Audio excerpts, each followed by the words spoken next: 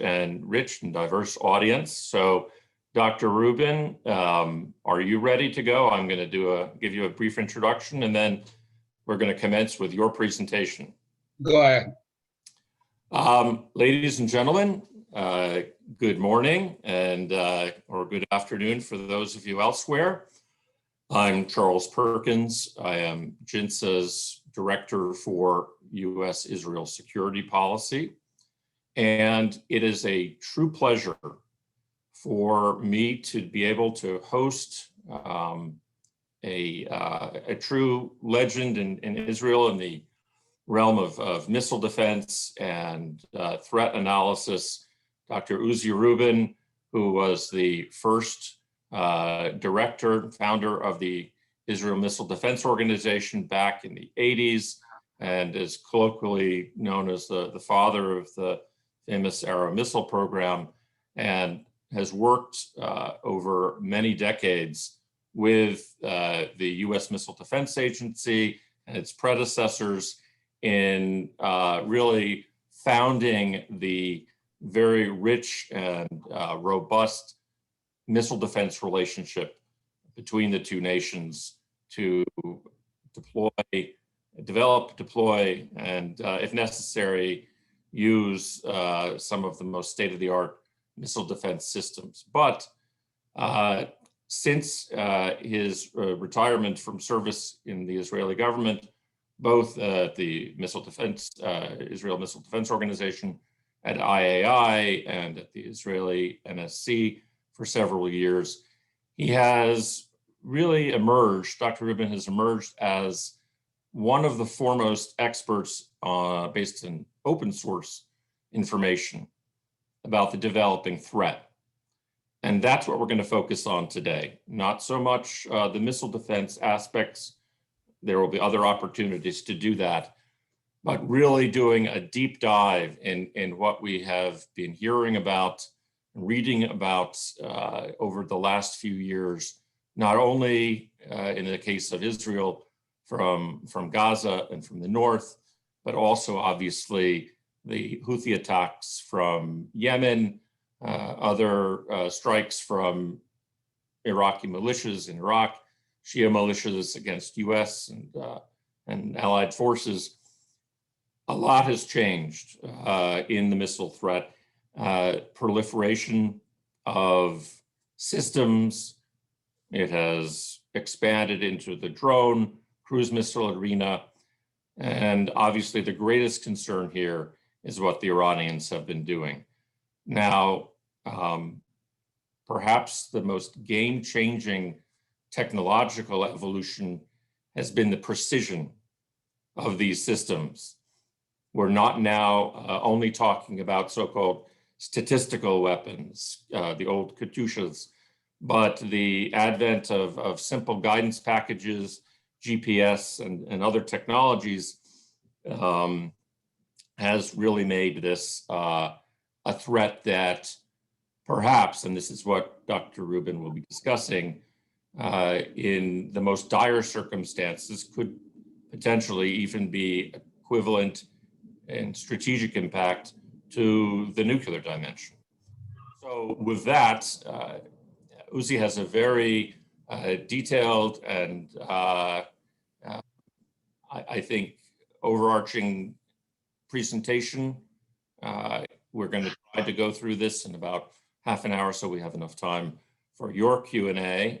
Again, I'll ask you to use the Q&A chat feature on your Zoom panel below, and I will be asking the questions starting at about 40 or so past the hour, and we'll get through as many of those as we can. But for right now, Uzi, if I could ask you to go ahead and start your slide presentation and narrate it and walk us through your most recent findings. Thank you, Charles. And good morning, good afternoon to all of you out there. Thank you for your kind word. Oh boy, My presentation is titled, somewhat enigmatically, Unacceptable Damage by Precision Strikes. Unacceptable damage is a term usually used for nuclear threats. A nuclear threat is considered unacceptable damage. What I want to lay out before you is that today, unacceptable damage, although in a different way, can be also posed by precision strikes. And to do this, try to convince you with this, I'll talk about first the revolution in the battlefield, the revolution in war, made by the affordability of precision. Once precision was very expensive, it's not anymore today. Anybody can be precise, and any one of you who uses Waze for finding an address can understand what I mean. Compare that to looking at the maps 20 years ago. Precision strike weapons in the Middle East, they are now prevalent, not just in the Middle East, almost everywhere. And how an unacceptable damage can be inflicted, not with nuclear weapons, but with precision weapons. So these are my main themes. And when going to the history of the thing, once precision instruments, this is what's called an inertial navigation system, used to be as big as refrigerators and cost millions of dollars. That's when I was a young student in the technical school. And then when I reached Israel Aircraft Industries, we were already making these systems, which do the same thing, but they weigh about half and cost about $300,000. And when I was in the middle of my engineering career in the Ministry of Defense, it shrunk down to something which is 1.5 kilograms, 3 pounds, and cost tens of thousands of dollars. And then came GPS. I mean, hey, you don't need any instrument. You just need something in your phone and you know exactly where you are. And today, I just picked this up from the web. You have instruments which has all the inertial gizmos inside and a GPS receiver. So where all this comes from, by the way, the driver is commercial technology. You take your phone, and at this point, I usually whip up my smartphone, which costs me $150. And I tell you, hey, pals, this isn't also a phone, but it also a navigation system that can navigate missiles. Take 2 wires out of it, it has everything. It has all the inertial system, it has the GPS, it can navigate UAVs, missiles, and whatever. And this is the real revolution. Everything costs tens of dollars, not hundreds of dollars, even tens of dollars. So with this was one revolution. Then somebody smart guy came and make the next revolution. They take a stupid weapon system like a bomb, a free-falling bomb. This is not very accurate. I remember the Second World War. They needed fleets of bombers in order to consider damage because of the spread of the bombs. You take that bomb, add some guidance vanes to it, put all those very tiny electronics, and all of a sudden you have a precision missile. It's a missile without a rocket motor, but it's a missile. And the first ones who came on this idea of taking inaccurate, cheap platforms and turning it into the smart systems, of course, the United States. They did it first with the MLRS, Multiple Launch Rocket System, which was a statistical weapon years and years ago. It has a accuracy of about 1% of the range, which was about half a kilometer at maximum range. And what they did, they screwed out the top and screwed in a new top, which includes a smaller warhead with all these winglets and all these very tiny smartphone type electronics. And all of a sudden you have a precise weapon, which has a range now. You can increase the range now to almost 3 times. The accuracy is about 10 meters at any range. At any range, and this is another revolution. Here, the range was, the accuracy was dependent on the range. The further you look, you fire, the more less accurate you are. Here, you're as accurate as at the 10 kilometers, 140 kilometers, independent of the range. So this was a real revolution. There is a nice video here to discuss, but I don't have time to do that. But the idea was so great that everybody and his brother adopted it. I just give you samples. The Chinese have accurate rockets, Russians, Pakistanis, and even North Koreans. You look at the little winglets here on this rocket. This is a precision rocket made in North Korea. Iran was the first country who really built up on it, built its whole strategy on this precision thing. They took an old rocket, which is a 24-inch Chinese rocket, which is unguided. You see these little flames. This is a rotating rocket like a sprinkler that gives you some kind of stability. It's called the Zalzal. Very poor accuracy. They took out this little rocket and instead put in a section with winglets and all this smartphone electronics. And now it's called the Fatah 110. This was the first one already in 2002. They flew the first one. Accuracy is very good. The range is now increasing. Every new generation is an increasing range. And Khamenei announced the precision project. First, all Iranian missiles, whatever range, whatever size, are going to be precise. So here's another missile. Iranian missile is a liquid propellant. It's a super Scud, and I don't have time to go over it, but they took the Scud and redesigned it. And this is the first version. The second version is with these winglets. And this is a missile that hit your base and Ain al-Assad last year, in January last year. They took the Shahab 3. It's now called Shahab 3 anymore. It's called Qadr. It's a more advanced version. You see the top of the older version. Here's the top of the newer version with the little winglets. Now it's precision missiles from 2,000 kilometers. They took even the smaller rockets. This is a kind of MLRS, an Iranian MLRS, 330 millimeters. And now it's a precise MLRS, like GMLRS. They copied the American idea. So everything is going to be precise. They even do it for the allies. This is a Houthi developed missile. They took a Syrian rocket, which the Iranians don't use, and made a precision rocket out of that. So they are exporting the precision capability on rockets of their allies. And they're not the only one in the Middle East. Let's say what they can do, we can do also, or we can do better. We have several types of our own precision rockets, like the LoRa, which recently took part in a war in Caucasus, and the Extra, which the Israeli army is buying now.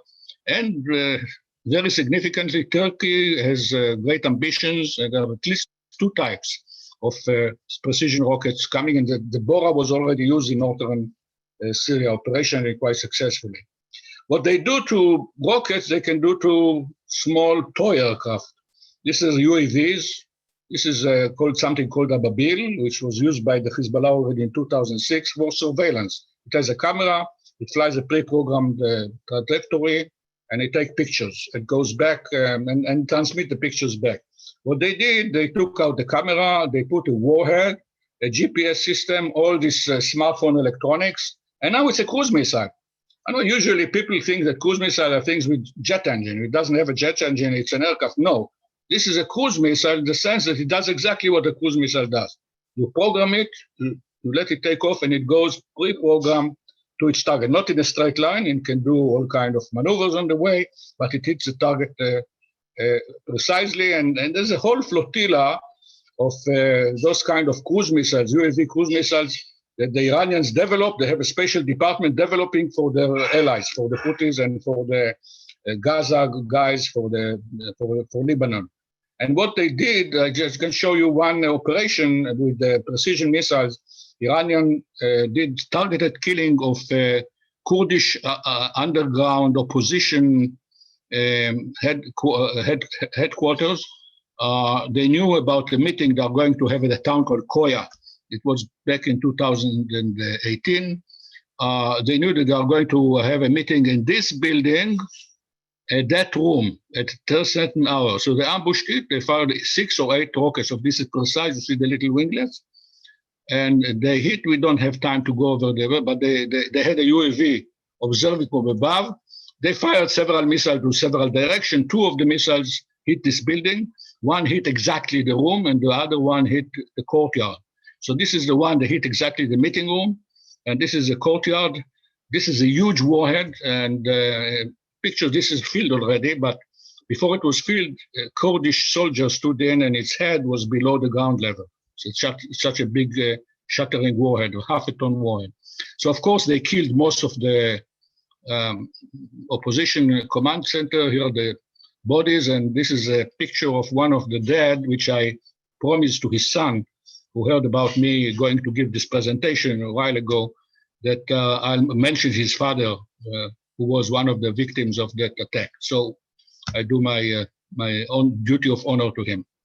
The next you heard was what smart UAVs, not smart rockets, but smart UAVs can do to the Saudi oil installations. September 2019 attack, when they paralyzed half of the oil export capability of by nothing, by 27 altogether, 27 simple UAVs. Some of them are jet engines, so they call them cruise missiles. They are UAVs, simple UAVs. It was a very smart attack, very smartly carried out. You can see some of the result, and this is the main vehicle. Look at that. This is the UAV. They did most of the damage. It has a 35 horsepower motor behind it with a two-blade propeller. That's it. It flies slower than you drive the beltway in traffic time. It drives slow, but it has the range. And you can see the accuracy of hitting those containers. Not exactly, not totally accurate. Some of them, two of them hit the same one, some were spared, but pretty accurate. This you can do with the simple thing with the electronics from your smartphone. So this is a real revolution. Another attack was the attack on your Ain al-Assad air base in January 8th last year. The two types of Iranian precision missiles were involved in that. And here is the overhead with the hits.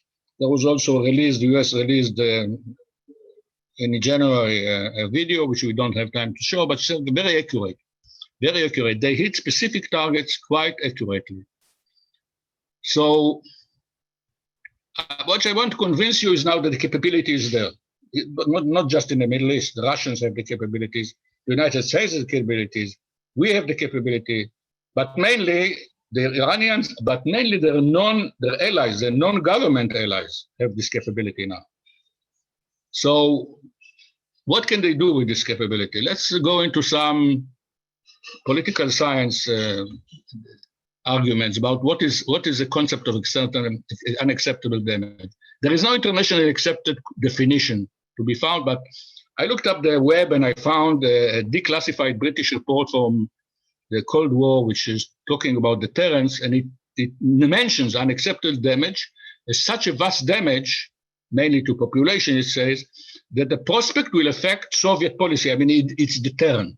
When you think about unacceptable damage occurring to you, you are deterred from doing things which the other side don't want you to do.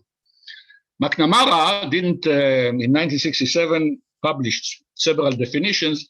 He didn't mention unacceptable damage, but he mentioned deterrence, which is equivalent to that. What is deterrence? Damaging the aggressor to the point that his society will be no longer viable. I find this an excellent universal definition. When you think that you're going to be attacked to such an extent that your society kind of falls apart, this is unacceptable damage. Another definition, a later definition of McNamara, was that in order to achieve this level of acceptable damage, it needs mass killing of population, at least 50% of industrial capacity. Here, this is a way to achieve it. I think this is not the only way to achieve it. And but I can say that unacceptable damage is a shifty situation. It's dependent on term. It's time dependent, and identity dependent, geographic dependent term. What is acceptable to one may not be acceptable to another, but there is a certain definition that unacceptable damage is something that you cannot accept. So let's look at the situation. I looked up Hiroshima, which suffered unacceptable damage. I mean, a nuclear bomb was dropped on Hiroshima. It killed about half of its population, demolished all kind of numbers from 50% to 80% of the built-up area of the city. And the story of how Hiroshima happened is still featuring today in books and articles. But what doesn't feature is what happened immediately afterward, how the Japanese started reconstructing. And there is a lesson in that. So in August 6, 1945, Hiroshima was nuked. More than 25% of the population was killed immediately, perhaps another 25% later on. One day later, there was a partial restoration of electrical supply to the less damaged part. 2 days later, power restored to the railway system. And same day, Bank of Japan renewed services. It reopened. with all the rest of the bank and started services again. August 9th, streetcar service was revived, of course, wherever it was possible. On August 10, water supply was partially restored. That is 4 days after being nuked. And on 8th day after being nuked, the telephone system was partially restored. Now, of course, once there was an occupation, when the US troops marched in, there was a lot of help to the Japanese to revive both Hiroshima and Nagasaki. All these things happened before a single American soldier put his foot on the ground because the occupation started in September. Shows you how an unviable society is tying itself together again. What is the veins of viable society are, and we can learn from that. Power supply, water supply, transportation, both internal and external, communication, and I might say banking system, but I'm not sure the banking system is not part of the communication, so I'm not sure that. Take them away. Imagine yourself tomorrow morning, waking up with no power supply, no water supply. You can't take transportation anywhere. You can't fly out, there are no buses, there are no subway, your cars don't start, or you don't have gas, you can't phone anyone, all your smartphones are dead, your land phones are dead. You are not a society anymore. You are just a herd of people. And if you manage to do that to a society, I define that as an acceptable damage. If you eliminate that, it catastrophically shatter modern society and may cause, as a collateral damage, an immense loss of life. I mean, thousands, if not hundreds of thousands of people can die. There's no food in the stores. So rendering society unviable can be regarded as an acceptable damage, just not by killing everyone, but by killing what makes a society viable. And now I want to give you an example, a test case. I wanted to use Switzerland as a test case, but the problem with Switzerland is that about 30% of its power comes from nuclear reactors. Now, you want to take out nuclear reactors, you mix up nuclears in it. So instead, I chose another innocent country, Greece, as a test case. And I really wish Greece is beautiful land, great people. I love them.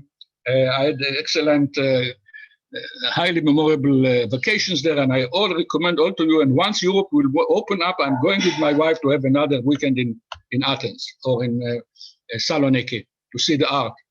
But I'm taking Greece because it's one of the few European countries don't have nuclear power generation as an example. So the power generation, the whole of Greece has 12 thermal power stations and 4 hydroelectric dams, providing about 60% of total power supply. The rest is renewable, but renewable too you can attack if you attack the transformators. I didn't want to go into that. This is how to destroy a country. You need a general staff to do several months research. My research was worth about 2 days on the internet, so I skipped a lot, but to show you just that. If you take 63% of the electricity out, practically there is no electricity. If you look at the fresh power supply of Athens, it has, it all depends on one station, one pumping station, and several dams and reservoirs, let's say 5 targets. You take out those 5 targets, there's no water to 1/3 of the population of Greece. Now, in Saloniki, you have another certain, you take that out, and another 1/3 of the population has no water. Transportation, Piraeus seaport is the main seaport. 90% of all shipborne cargo going in and out of Greece goes through the port. It has 3 container terminals. Take out the 3 container terminals, and there is no cargo transportation anymore. You take the airports, Athens and Thessaloniki airport handle 97% of the Greek mainline passengers. There are a lot of other airports, but those are tourist airports on the island. I'm talking about the main working airports, just 2. Take 2 of them out, and that's very easy. They have runways, they have control towers, just a couple of holes in the main runways, and they are becoming inoperational for a long time. You look at internal transportation, so you don't have to shoot down every car or every bus. There are only 3 oil refineries. Take out the oil refineries, gathering out, no transportation. You take communication, here I'm not sure I did a good job, but anyway, I found that only one which I did, one space link, the one that, all the internet traffic that goes to space, so the satellites go in and out of it. And there are also undersea optical cable. I found to my surprise that all the communication, undersea cable communication to Greece goes through one station, Agios Dimitrios, which is a suburb of Athens. Take out the building and there is no undersea communication. So if you look at all the targets that I mentioned up to now, electricity production targets are 16, water supply 4, transportation 3, and so on. I found a total was 30 press points. You take them out, and you take out Greece viability. But I may have been a mistake. I said, I'm not a general staff. I did this as a superficial study. Let's take a fudge factor of 3. There are actually, I missed 60 more points that has to be taken out in order to paralyze Greece. So altogether, it means that if you have whatever weapon which is precise to 5-10 meters with considerable warhead, now you need a considerable warhead with about 500 kilograms, and let's say 80% mission reliability. Not every weapon works. Some of them fail. And I say 2 weapons per target. If there is no defense, of course changes the picture to some extent. You just need 225 weapons to make a town, a small state like Greece. This would work in the United States, by the way, because of the size. If you're talking about a small state like Greece, with 225 weapons, you can make Greece unviable. No water, no electricity, no transportation, nothing works. So what I'm saying here is that while emotionally it's less stressing in a nuclear threat, for small state, the non-nuclear precision threat can be as effective deterrent and as frightening and as devastating as a nuclear threat, although again, not in the sense of mass killing. There was an actual threat, one case, NATO air campaign against Yugoslavia in March 1999, you remember that the NATO went in order to intervene. One of the most inexplicable war that I ever read about. I still don't understand what NATO wanted to achieve and why they did it. But they tried, among other things, they attacked military targets, but then they went after infrastructure targets like power plants, water processing plants, in a very unhesitating way. And nobody knows if that was convinced Milosevic to give in or not. This is controversial, but maybe it did. We don't know about that. So to conclude my case, if you're talking about small countries, modern countries, which are dependent, very dependent on their infrastructures, you don't have to take them out by nuclear weapons. You can take them out by precision weapons. So the precision weapon threat, in my mind, is no less threatening than the nuclear threat. You mentioned, you noticed that I didn't mention Israel in this my whole presentation. But the lesson is, of course, clear. We are threatened. We are a very small country. We have those choke points like Greece. There are not many numerous, and precision threat from Iran and from its allies is, to my mind, as great as the nuclear threat from Iran. I must be honest and say, to be frank, that this is not generally shared notion among the Israeli defense establishment. Many in the defense establishment don't accept it. They think they can deal with it, but can't deal with the nuclears. But I have my opinion, and I presented my opinion. So, Charles, back to you.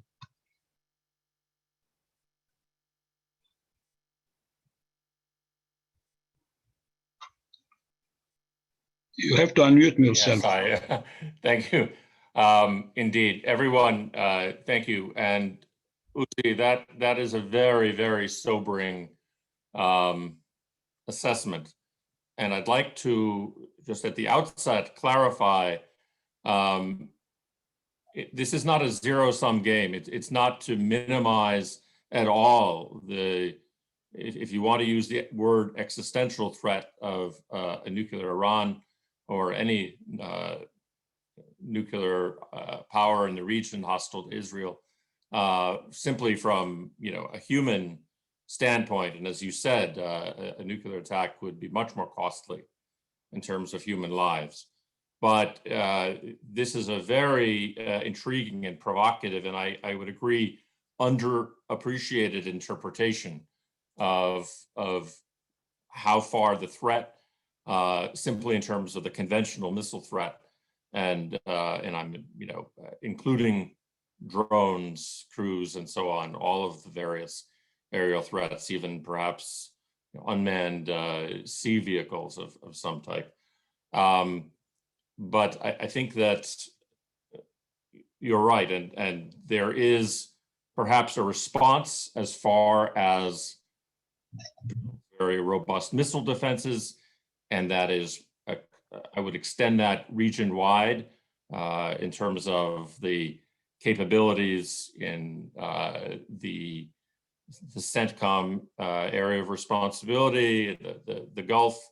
Obviously, the Saudis are learning in real time the implications of this, as you pointed out, in terms of the attacks from September 2019.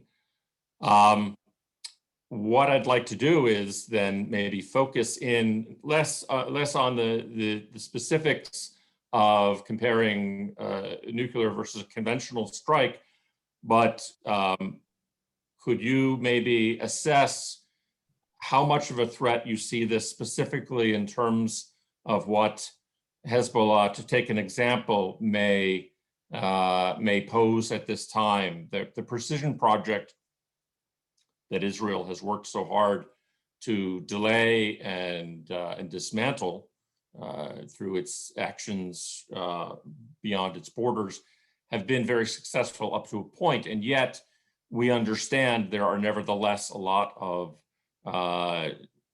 precision assembly production activities actually occurring within Lebanese territory. If I could ask, for example, what would you say is the minimum number of critical targets, understanding that you may want to be a little vague in terms of the specific nature of them, but what does Israel have to protect? How many, when you look at this kind of statistical percentage of its critical infrastructure, now that these weapons are becoming not just a psychological terror weapon, but an actual means of war?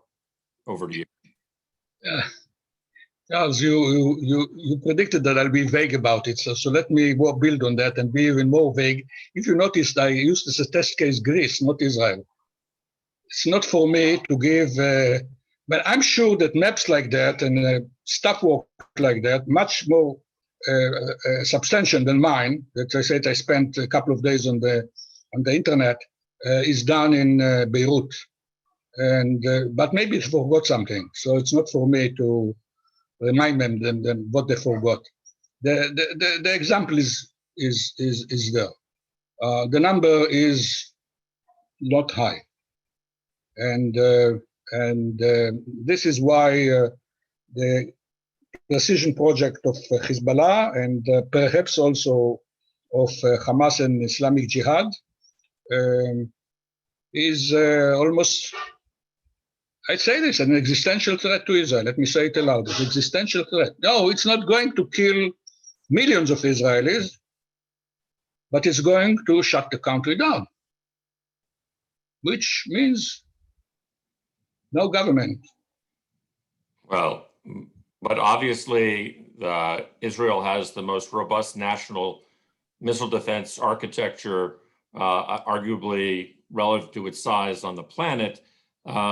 Not to undermine that whatsoever, but even those in IMDO will acknowledge quite readily that it is not 100% umbrella. So are you saying, are there continuing deployments in numbers and in maturity of the system advances? Our system is robust, perhaps the most robust in the world, but it doesn't mean that it's robust enough. The problem with precision missiles, and this is another subject I'm going to speak about in RUSI, Royal United States Services Institute, next week, about the defense modes against precision weapons. Because precision weapons is not just missiles. The UAVs, this is a completely different technological field of how to defend against them. The problem with that is that when you are talking about statistical weapons, you don't have to shoot each and every one of them. You look where they are going, and you just destroy or intercept the ones that are going into your selected defended areas. When you're talking about precision missiles, you can't allow a leakage rate of 20 or 20%. It's 10% even, because each one of them is going to some target which is going to kill us. So you need a leakage rate which is almost minimal. That means you need a huge stockpile of effectors, interceptors, lasers, whatever will work. Up to date, it's only missiles. Maybe in the future you have lasers. But lasers have the problem with weather. They have the problem with it's a lot of problems. Nobody is expecting lasers to take the place of interceptors. Maybe help them. So the question is question of quantities, and quantity is not just of effector. It's also manpower. We have a limited source of manpower. Now, all the analysts after the Nagorno-Karabakh war that showed another aspect of precision most of the analysts that I read came to the conclusion that force structure in militaries must change, and less for offense and more for defense. You have to increase your defensive capabilities, the defensive component in your armed forces on account of your offensive capabilities, otherwise you don't survive. This is very, let's say, unpopular view in Israel, with our very offensive-minded military. So we have a problem not just of quantities of money, but also of mindset. And I'm looking over, we have a lot of excellent questions from a number of our participants. I'm going to try to group some of them. Uzi, what is the relationship between, on the offensive side, the numbers in terms of salvos from precision rockets, swarms of drones, and the precision element? Again, is this something that has to be addressed so that these can be defeated simultaneously, if this is something that the enemy decides is an option? Well, if you think it can be defeated, of course it can be defeated. Okay. I think everything was done by men. Once, in my time, the beginning of my career in missile defense, people still used to say you can't hit a bullet with a bullet. There's still this notion. There is nothing much in hitting a precise missile, by the way. We have done it already. If you remember, about 2 years or 3 years ago, Soleimani was still alive. We did something which he didn't like in Syria, so he fired a precision missile. It was an experimental, still secret Iranian precision missile at our Mount Lebanon military campaign. And lo and behold, Iron Dome was there in time. Among the snows, there was a battery of Iron Dome. 2 interceptors went out. The first one shot it down, and that's it. So nothing came down. But it was a precision missile. You can shoot a precision missile like you shoot a non-precision missile. The problem is of quantities. You can't allow a leakage rate. And that's when we're talking about missiles which go ballistic. Now we are talking about UAVs, which are cruise missiles. They are actually airplanes. You can't predict the trajectory. You can't predict where the target is. You have to shoot them down on the way, find them on the way, detect them on the way, and shoot them down. By the way, lately I read the Saudi Arabians are doing it more and more successfully. In a brute force way, they utilize early warning aircraft. They have Swedish early warning aircraft and the US AWACS or JSTAR, whatever they have there. They have to adopt them because those things go so slowly near the ground that it's hard to distinguish between a slow-moving UAV and a slow-moving vehicle on the ground. So you have to distinguish, but this is a gizmos of electronics. If they manage to do that and do the discrimination, they can send fighter aircraft, which they do, and the fighter aircraft shoot them quite easily. The UAV is helpless against a manned aircraft. We shot, during the 2006 Lebanon war, we shot 2 or 3 Hezbollah UAVs. We shot after the war. They tried several times to penetrate. We shot them down. There was an Iranian UAV that penetrated Israel about 3 years ago south of the Sea of Galilee. It was shot down by an armed helicopter. We didn't have to send a fighter. Once you find them, you shoot them. They're quite helpless. But you have to find them.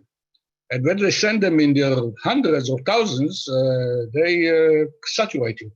So there is a technical challenge which is surmountable. But again, it needs investment, it needs organization, it needs manpower. The Saudis seem to be learning on the run. But they are doing it by brute force with F-15s. F-15 is a very expensive resource. And in wartime, when you are fighting, you need your F-15 for something else. Uzi, exactly. It's a trade-off of where you can put your resources. We have a question on sort of the classic dilemma of the cost of the offense versus the cost of the defense. Of course, the offensive system is always going to be cheaper and more plentiful than the defensive assets, but we've always said that really the cost is the opportunity cost, that what you're defending on the ground and the value of the life and the property. But nevertheless, could you talk a little more about the investment that the Iranians and their proxies are doing, how little it's costing them to make these conversions compared to the investment that our side needs to make to adapt to the more precise threat? Unfortunately, this makes it the life easier for the aggressor. The cost of making precision is coming down precipitately, but the cost of defense doesn't go down as fast. It goes down too. Iron Dome, I accept. When they ask me what's the great secret of Iron Dome, what's the trick in Iron Dome, I say it's cost. You take a missile, which is bigger than me, and when you look at the missile in US terms, it costs about $1 million. In our case, it costs less than $100,000. So the breakthrough was in value engineering, but still, it's expensive. When you need thousands and thousands of them. So energy weapons could be cheaper, but they suffer from their own disadvantages, as I said, weather. People think that Israel is the land of the eternal summer, which in summertime looks like that. But in wintertime, it rains. And according to our water board, National Water Board, we have between 40 and 60 rainy days in the north, which is fortunate. Otherwise, the Sea of Galilee wouldn't be filled and we'll have lack of water. But during that rainy days, they can really throw a lot of missiles at us, even if you put a laser in every square in every city. It simply doesn't work. You need the missiles. So this is a basic disadvantage. There are some other disadvantages, but yes, once energy weapons will be viable, they are not yet there, but they are going to be there. They could fill in the gaps, work in summertime. Even in summertime, when the clouds, you have a problem. It's a cloudy day. But they can relieve the cost of the interceptor, not make them superfluous, but relieve the cost. It's not going to be a revolution, but it's going to be some help. Well, Uzi, thank you. I wish we had more time to delve into the defense side, the missile defense, you being among the foremost experts. And I will say we are looking forward to discussing with you a really groundbreaking book, I think the only one of its kind on the entire history from the days of Star Wars to Iron Dome and beyond that you've been able to write. So we'll pursue that, and details will follow. What I'd like to do just for the moment is I'm going to read a question from one of our listeners verbatim so that I don't mischaracterize it. So it's as follows.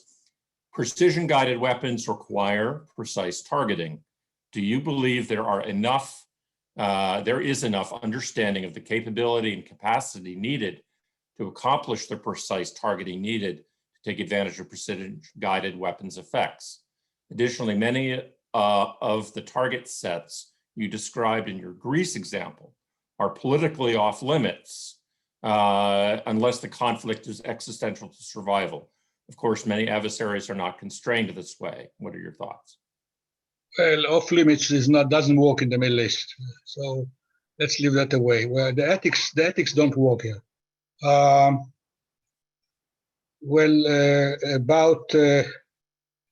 what was the first question? What was the first question? I already forgot it. Sorry. It's quite all right. Do you believe there's enough understanding of the... about precision, yes. Yes. Let's open Google Earth. You don't need better precision than that. But there are more precise systems. I mean, you're having today arrays of satellites which take pictures by order. You can order a picture of anywhere on the Earth and get it within 15 minutes to the precision of 50 centimeters. 50 centimeters. That's 1.5 feet. Today, commercially and inexpensively. That's, by the way, the system the Iranian use in order to target your base in Al-Assad. Where did they know where the targets are? And they hit very accurately. They use the commercial system. They don't have satellites of their own. They don't have no observation satellites, none. They fly satellites, but also scientific satellites. So they just bought the pictures.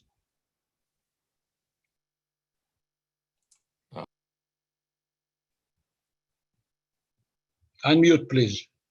No, you have to unmute yourself. Yeah, sorry. Combining that, and you noted that they were able to use, in some cases, drones to get a real-time battle damage assessment of their attacks.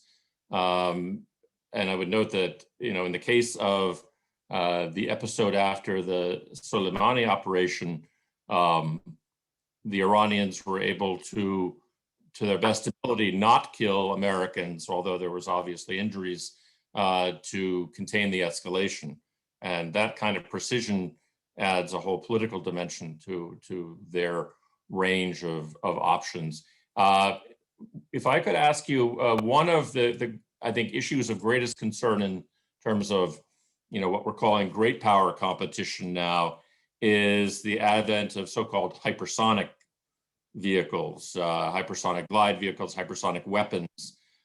This is really an order of magnitude different in terms of threat and the level of threat of maneuvering vehicles at very, very high speeds.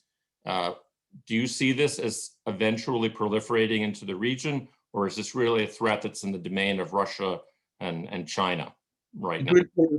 It's already proliferating in the region. But the thing is that it's a difficult path. You don't need it. The Iranians are relying mainly in order to defeat our missile defense on saturation. That's the main thing. They have the factories, they have the numbers, they can fire them in the hundreds, in the thousands, and the Israelis have so many interceptors, no more. So they don't really need it, but they can do it. I think the hypersonic is something which is, the main impact is the fact of waking up too late. The Russians announced and bragged about the hypersonic program more than 10 years ago. I even warned a close conference in Washington, sometimes in 2006 or 2007. I showed them the slides, said what the Russians are going to do. And nobody gave a damn. All of a sudden, everybody walked with it. You can defend against hypersonics. You can defend against anything. You just have to prepare your means in time. The thing is now, the problem is not something which is insurmountable, but there is a time lag.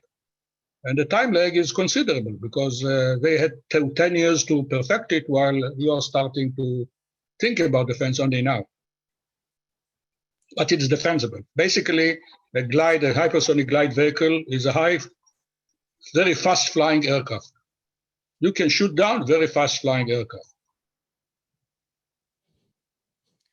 One of the dimensions that you haven't highlighted beyond precision and now speed with hypersonics and the numbers of a quantitative salvo attack is the actual size of the warhead. And setting aside WMD, chemical warheads, and things like that, one of our listeners asks about other larger warheads, even thermobaric, large-scale conventional blast technologies that may greatly enhance the damage should such a precise warhead get through. Could you talk a little bit about what you've seen the Iranians and others doing to enhance the size of the warhead, conventional warhead, that can be delivered on their evolving? No, they are not. They feel comfortable with about 500, 600 kilograms size. Remember that during the Blitz in London, the largest German bomb was about 300 kilograms. So 500 kilograms is a blockbuster. And they don't need much more than that. But one of the missiles, the Khorramshahr, which is actually the North Korean Aegis-10 missile, which they bought from North Korea, it's oversized for Israel. What they did, its range is about 4,000 kilometers. So they added a lot of warhead. Instead of 500 kilograms, now it has a 2-ton warhead. And with a 2-ton warhead, it can go to Israel and cause a lot of damage. But I think this is a resultant. It's not done intentionally in order to increase the warheads. They increase the warheads in order to withstand their own self-imposed limitation of no more than 2,000 kilometers. Diana, תעני להם שם. סורי. אני לא יכול כרגע, אני באמצע הרצאה.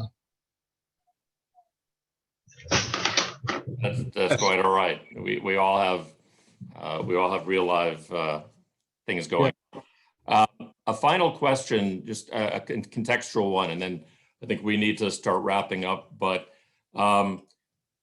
in terms of this as something comparable to, as you say, in terms of effects on infrastructure of a nuclear weapon,